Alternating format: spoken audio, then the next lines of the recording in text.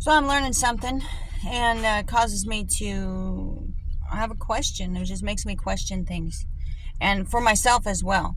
And coming from the perspective for me, I am someone who I need to. I'm not a self motivator, so I need to create a scenario where I am required to do things. So I work really hard. I put in hours. I have a hard job.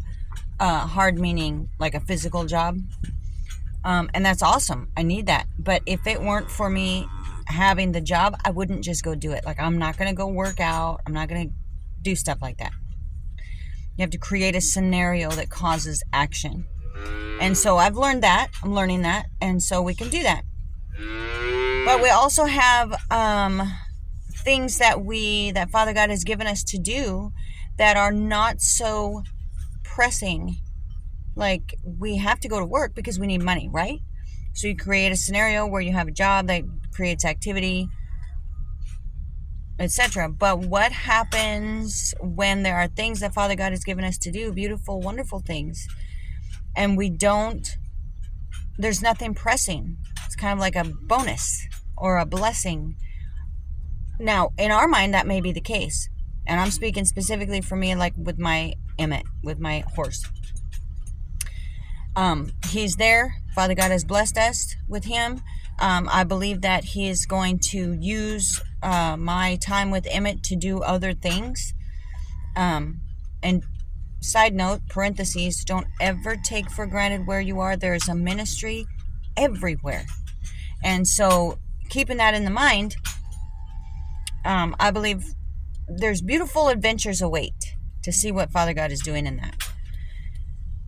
But it's not a have to, like work. It's an option. And me being a non-self motivator, it is work right now. I have to really push through the exhaustion, the discomfort, just being tired. I'm tired. And I can't get up on time when my alarm goes off. I'm always late because I don't get enough sleep.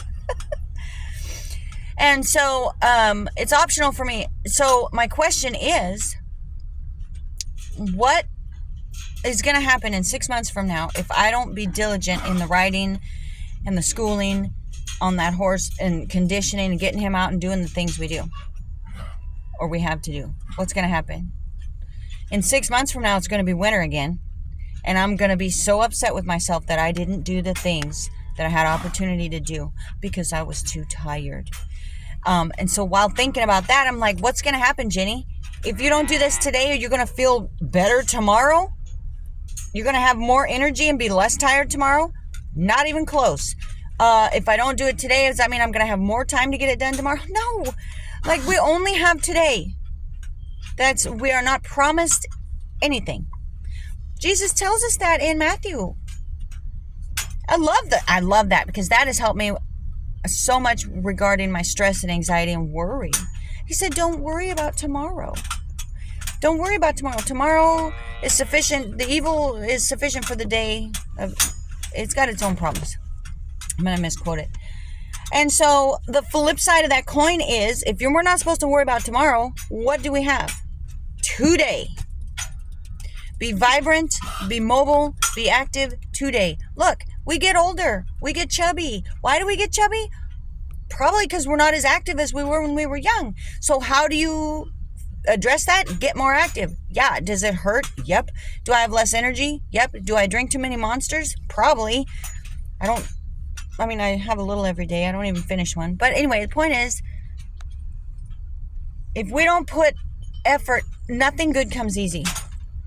So you can't expect it to be just like a cakewalk. Hey, my life is awesome. Everything's easy. The beauty, the joy, the lessons, the fulfillment, the wisdom, and the experience of Father God and the Lord in your life comes through the struggle.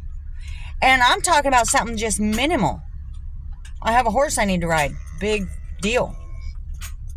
There's more to this equation, or anybody's life, anything that you're going through that you have a drive and a desire to do something that's extracurricular. Father God puts the desires in our heart. But it's in addition to our responsibilities for the day. And so we have to figure out how to get that done. And it is, I feel like we just need to walk into the life that the Lord has for us. He will, you know what? I asked him to help me because I don't have enough physical energy or time in the day to do all the things. Same way at work. More cattle, more work, same hours, same guys. I don't get more hours in the day. I don't get more crew. We just had to figure out how to get it done. And he's helping us do that. But you know what? He doesn't zap you with like this supernatural physical power, like Superman stuff. He teaches wisdom and how to manage yourself. And you got to be willing to step into that even when it hurts. And I'm talking like literal physical pain, but it could be spiritual, mental. Anything that breaks your cycle is going to hurt. But there's new life there. And so I just want to encourage everybody, including myself, get up and get going. You will not regret it. You might lose some sleep. Might be a little hectic in the mornings. I just bought some pre-made freezer meals because there was 8 of them in a box. And they've got, veggies and rice and chicken in it. Because guess what? I can just go bombing out there and grab it out of the freezer in the morning, and I don't have to fool around with making sandwiches. And it's very helpful to me. So he will give you wisdom how to manage your life but you got to step into it. Father God will never force anything on you. It's an option. How bad do you want it?